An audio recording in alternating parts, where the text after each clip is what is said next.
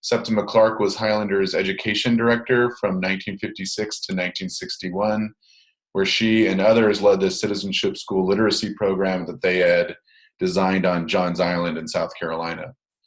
Her work sparked a massive shift in Black grassroots political power across the U.S. South. And then she later served on the board of directors for Highlander, and she did a lot of other amazing things that I hope folks will continue to learn about. And just like when Septima and her team worked at Highlander, education for social change took place out in the field and at the place of Highlander. And we are fortunate to be still today, 86 years in, a movement home for many people in the South and the rest of the world. We are a movement catalyst and a movement place. And so we can think of no more appropriate way to honor Septima Clark's legacy as a freedom fighter and movement educator than to name our new learning center for her and after her, someone who helped people learn their way toward greater expressions of liberation in their lifetimes. So tonight we are grateful that you have joined with us to learn more about our plans and to begin putting this campaign into action. So thank you so much. Joining me on tonight's call is Susan Williams, one of Highlander's incredible education team members and the coordinator of our library and the archives that we have here. And we also have with us Margo Okazawa-Rey, a member of Highlander's board of directors and the key conspirator behind this campaign. And behind the scenes on tonight's call is my amazing colleague, Coy Wakefield, who's running the technical operations of the conference call. We're first going to hear from Susan Williams to tell us a little bit about the background and plans for the new Learning Center. And then we'll hear from Margo Okazawa-Rey about the plans for the campaign. And then we'll have room and time for your questions. So Susan, take us away. All right. Hey, everybody. Thanks so much for joining us. Coy, you want to turn to the next page? I just want to give you a little background about the history. So Highlander's always been a place, but has been in several places, and we've always had a library. And so this is the plan for the next phase of our library. This is a slide you'll see in the upper left hand, the original library in Summerfield, Tennessee, and to the left is a desegregation workshop happening. Septima Clark is actually in it, way in the back. Down on the left-hand side is our current library in Newmarket, and on the right of that is a picture of our Seeds of Fire crew doing art in the library one summer at our camp. And then on the right-hand side is a picture of our new learning center that will include a library and archive, and then also other materials. So this is just a new phase for what has always been part of Highlander, our library and archive, and our sort of reservoirs for our history, documenters of our history, and sharers of history and current work. And this history is especially important because so much has been suppressed and forgotten. So we really try to help people feel like they're part of a history of struggle, and our library and archive really help to do that. Next slide, Coy. So Highlander, many of you have been in a library, I know, from having actually met you in libraries, but there's a lot of sort of pieces of the library. The current library was built in the 80s when there was no computers, and so it was actually a research library. The earliest library was a place where people would often come for longer periods of time and actually check out books. So we interact with groups that come. We're a meeting place for groups. We pull out materials and histories for groups that come about the communities and their histories of struggle. We also host researchers, historians, visitors, classes, college groups. And so this is the kind of work we want to keep continuing with our new plan. The next slide shows us kind of the range of some of the materials that are the sort of thing that Highlander ends up with. So, you know, we're a workshop center. People come all the time. We generate materials. We do documentation. And so we have a lot of stuff. So our plan is to help keep the stuff organized, keep the stuff available, but also to begin to digitize and make it more accessible. So that people I mean, in the old days, you actually had to come to the archive to actually see materials, but now there's a way to sort of move things out. So we'll have materials at our library, but we will also have ways that we can digitize and move out. And we want to work with other archives that have materials of Highlanders to sort of come up with a plan for how we can kind of narrate the story and share the materials. This kind of is just a collage of just the tip of the iceberg. But when I first came to Highlander and I actually picked up a copy of the Citizenship School's workbook or the play written by workers in the 40s, it was really inspiring to me. So those are the kind of materials we want to get more out to people. The next slide is actually the picture of the new plan. On the right, you'll see what the outside of the library and archive and learning center will look like. So on the top floor is the library. The image of what's up there is on the top left. There'll be offices, there'll be meeting space, there'll be a bookstore, there's an archive space, and then also just a beautiful deck looking out to the mountains.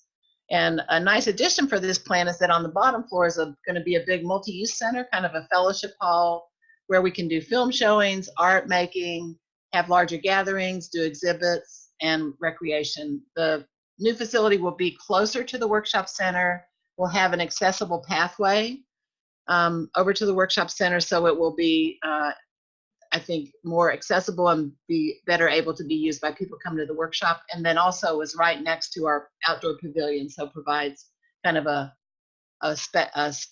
sort of flow of buildings. And then we'll have sort of a quad area in the middle with landscaping, so it kind of has a sort of a center to the center in terms of the land and the space. So that's kind of the plan for our center.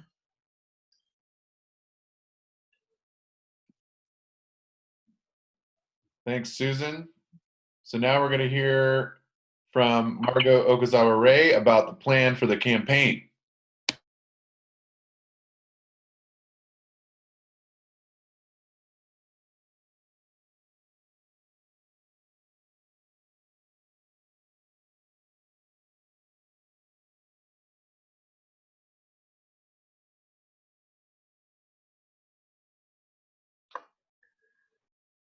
Margo, you're on mute. Okay, I thought somebody's going to unmute me, but here I am, so I'm going to start over again.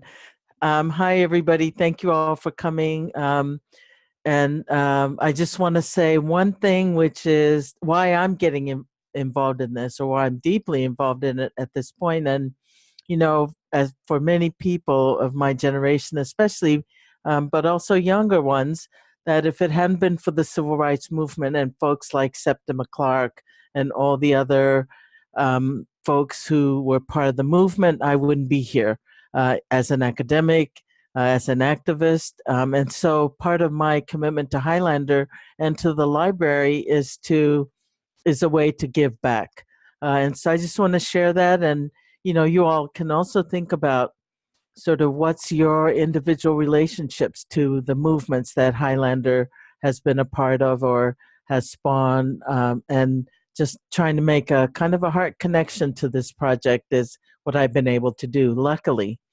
So broadly speaking, our plan is to, we had this kind of a motto, you know, that said 100 educators and librarians for the Highlander Septima Learning Center. And that idea was that each of the 100 people would try to raise in whatever way they can $2,000. So that could be individuals giving $2,000, or they can be like team captains collecting other people and coming up with $2,000. That's kind of our, you know, top layer. Having said that, you know, we are all of different capacities. So we're asking just a broad spectrum of people who are really in education, who use books about Highlander, have written books about Highlander, or any of the people like Septima in this case, to join us in helping raise the $200,000, which is our goal, for basically programming and some of the things that Susan talked about. So just to summarize, people on this call and anybody else you know can donate individually, whatever they can. We appreciate any amount that we can get. Or you can become one of the, you know, $2,000 team captains, so to speak. And then there are all kinds of things in between. So the main thing is we're happy you want to be part of our campaign. Do whatever you can. We would appreciate anything that's within your capacity and your interest. So, and one of the important things, of course, is to help spread the word. And, if you have people who are interested in joining the campaign, you can send them to our website, which Allyn will talk about a little bit later, or they can send emails to Allyn directly. But he'll say more about that now, and I hope you get the idea. Ideally, 100 people, 2,000 each. But having said that, everybody is welcome, and the broader the group of people we can get involved, the better for us as Highlander, right? And we invite all of you to come visit if you haven't already done that. So thank you, Allyn. Back over to you.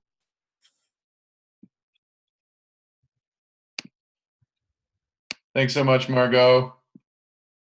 And sorry about the button muting thing. I was trying to press that unmute, and I don't know what was going on. Like Margo said, if you are able to contribute to this in any which way, right? If you can contribute 2,000, if you can commit to getting a group of folks to contribute 2,000, or if you can give a little, but you can spread the word a lot. All of that's going to be really helpful, and it would be helpful to know how you're going to do that by sending me an email at Allyn, ALLYN, at highlandercenter.org, just so we can get a sense of what people's capacities and commitments can be, and so that we can follow up with you and support you as you help us do this amazing work, and so that we can support your work down the road with this amazing new center. So again, my email address is ALLYN at highlandercenter.org, and you can send me a note right now or after the call, and we'll follow up with you as soon as possible. Right now, though, we have about 15 minutes left, and we want to make sure that folks have an opportunity to ask questions about the plans for the building, plans for the program, plans for the campaign, and so that you can get a sense of what you're getting into. If you do have a question, the way that we'd like to organize this is by you typing a message into the chat box, and we will try to go question by question in the order that they appear. And we'll do that. Just give some time for people to type in some questions. And for folks who are unfamiliar with Zoom, the way to access the chat box is to go down to the menu at the bottom of your Zoom screen, and the little chat bubble there, you click that, and then you start typing away.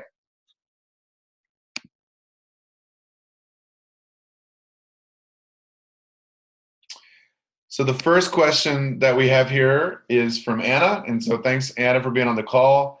Anna DiStefano from Cali, so happy to have you on the call. Can we receive some materials electronically so we can spread the word to groups of which we are part? Absolutely. The electronic files are kind of enormous, but we can definitely make those accessible and get those to you. And one way that you can do that is by going to our website. I'm going to ask Coy to flip to the next screen. Boom. It has the page online, and you can click on this link and share that with people. And that'll give you a chance to both flip through the promotional materials that you've been seeing tonight so that people have that electronically. And then we also can shrink it to JPEGs if you want something to download that's easier. We can figure out all kinds of ways to get that to you. And then we also have promotional materials in hard copy right here, that if you're someone who wants to work with a group, we can make sure that we get you some of these materials, including other things that would be helpful for raising that. Thank you, Anna. We're so hyped to have you involved.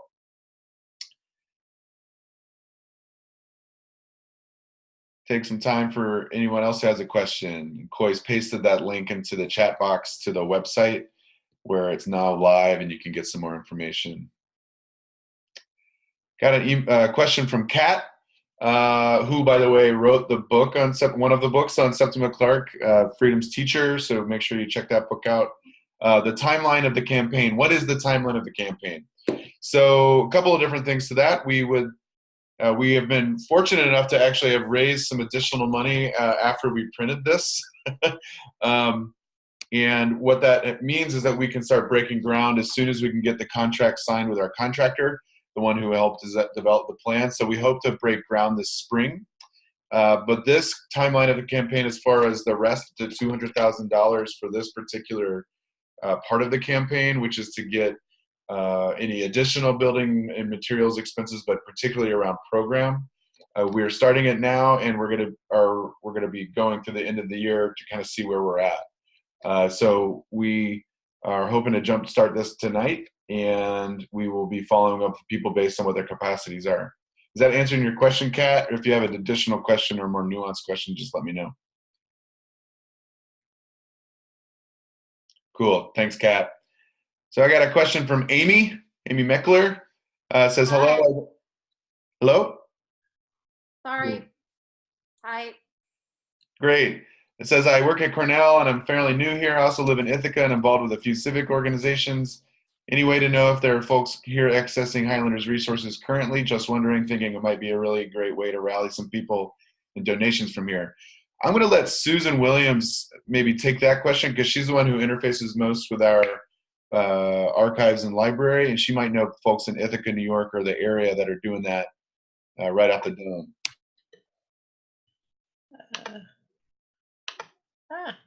Hey, I don't actually know about Cornell and Ithaca, but we have a big database, so we've also been looking at other people in our database, so we can definitely check and see who's in there, because we have a database that has people going back all kinds of ways, and we could certainly, for people interested in particular areas, help get potential names to people. And I'm also seeing that Amy Brooks said, hi, Amy, check with Dr. Scott Peters in your sociology department. Great. And there's also a lot of folks in New York, like Susan was saying, we have folks who aren't necessarily academics or librarians, but that are working there in those areas that we would connect with. I'm going to scroll back up to these questions. Are there any give backs we can offer to people? For example, a name acknowledgement and a brochure on the website, etc. Absolutely. Couple of things to that. This image here, the first image that was on the Zoom page, and then the first image that's on the promotional material, which is the same. We're going to convert this into a commemorative poster for this campaign and for this effort. And it's going to have like a little bit of there are going to be a couple of edits, but it's going to basically be a poster for folks who donate and who help out with the campaign. And then certainly we'll have like an end of campaign report that will have acknowledgments of those who wish to have their names acknowledged in the campaign effort. Thanks for that question, Jillian. There's another question from Anna DiStefano. Have you asked progressive publishers like Beacon Press to contribute? That is part of our campaign goal. So there's a lot of folks from a lot of different presses, like Temple University Press, UT Knoxville Press, a whole variety of them. And we would love, if people have relationships with press folks, let us know, because we would love to be in touch with them. And that's another dimension of the campaign for sure.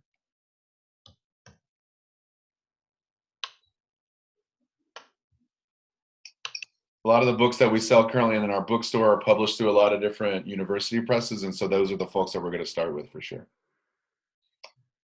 Trying to make sure I didn't miss anything here. Looking like I'm getting to most of them. Margo or Susan, is there anything else that you would add to the responses that I made? Well, yeah, just that the idea about approaching publishers, I think, is a really good one. Also, kind of related to it, if anybody there is connected to any institutes at your schools or colleges, wherever, like civic engagement institutes, things like that, where they've taken students to Highlander, as part of civic engagement or however it's framed, give us the names of those. So for example, at Hamilton College, we have something called the Levitt Center. and they've been very involved in my plan is to approach them. So.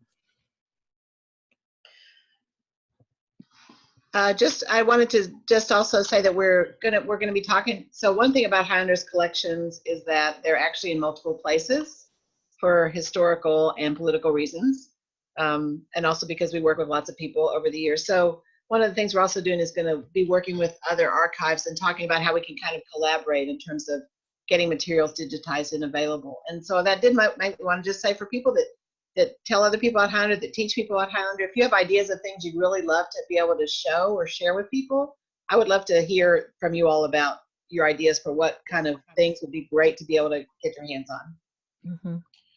Allyn, can I just jump in? I know we only have a couple of minutes, but you all are on this call because you're interested.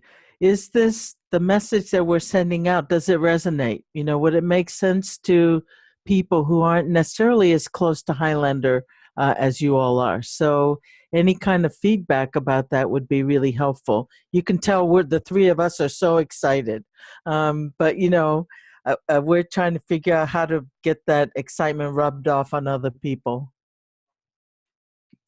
Thanks a lot, Margo. I want to make sure there's a handful of questions that came in the last couple of minutes, so I want to make sure we try to get to some of those. And yes, so exciting. Are we reaching out to progressive and mainstream media? We haven't done that yet, but that's a great idea, Roy, so thank you for that, and we'll make sure that's part of our communications plan around this. Right now, we've been trying to build our base of supporters and then grow it from there. I got a question about digital archive being in the plans from Les. I think Susan spoke to that a little bit. That's a component of the broader project of digitization, the plans in the becoming, and definitely Susan wants feedback from folks in movement who do this kind of archival work to prioritize different things. Thank you so much, Amy, for sharing this with your folks at Apple Shop, and big love to Apple Shop. For folks who don't know Apple Shop, you should check out Apple Shop, APPAL Shop. And then she's also going to be sharing it with Imagining America, which is a great group, and we have a lot of friends in Imagining America, so thank you. Jillian asks, Susan, are you looking for volunteers to help physically with digitization and cataloging? I think we will be. Right now we're just in the sort of transitional stage between buildings, so I'd love to talk to you more if you're interested or know people that might be. We have had sometimes volunteer weekends, and I'm thinking about having one sometime in the near future too, so would love to hear from archivists who want to come share, or students or volunteers that would like to come and spend some time. Great. Matt Bryant Cheney says, I'm excited, which is not a question, but that's an amazing statement. So thank you, Matt. And big love to you from Carson Newman. Thank you so much. Eric from Clark asks, can we get the slides that are on the website available digitally so we can send them out to folks electronically? Absolutely. We can send you we turned this into a little bit of a PowerPoint. All of that's on there, so we can send that to you as well. If you could do me a favor and just send me an email about that, and then I'll also follow it up, send it to the folks on the list who joined tonight.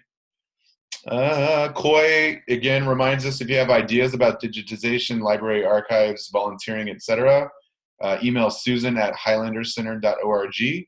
And if you send it to me, I'll make sure she gets that either way. Kenvy Phillips says, this is a great project. I think that institutions would be able to provide technical digitization services. Awesome. The Schlesinger Library at Radcliffe Institute would be interested in partnering. That's amazing. Thank you so much for that. And Jillian's definitely sent her email. And Roy said something about Highlander scanning bee. I'm not exactly sure what that means, but thank you, Roy. And then Amy says, to the question about the message resonating, and you might have already covered this, I think more people might need to know who Septima Clark is, more about her, the citizenship schools, etc. So this is a part of our effort to really center someone who is a major foundational leader in building broad-based political power, in particular Black political power. So we're hopeful that this will be a part of that. But thank you for sharing that, Amy, and that's a good plan. Alethea Jones from New York City, SEIU, thank you for being on this call or the webinar. Any plans to live stream events and thoughts on using digital to expand reach of programming? Susan, do you have thoughts on that, like live streaming events and digital stuff to expand programming? to expand reach of programming? I haven't thought about live streaming events, but I think we sometimes stream events, like the rally the other night was streamed. So using digital to expand reach, we are talking about some different ways we might be able to do more outreach with digital materials or webinars in terms of methodologies and work we do. And I think there is sort of a documentation and sharing out stories of the people we work with that could really be take a sort of a virtual life of its own with some additional capacity and plan. So part of this gives us the time to sort of plan and get resources and get partners and help do lots of exciting things. So thank you all for all these great ideas. Thanks, Susan. And Roy Silver, clarify what a scanning bee is, kind of like a quilting bee, but more toward digitization of stuff, which I think is really cool. And I'll let Susan be the coordinator of that. Yeah, thank you, everyone. Thanks a lot. Thanks. Have a good evening. And shout out to Coy for all the tech support. Thank you, Coy. All right. Bye-bye, y'all. Bye, everybody.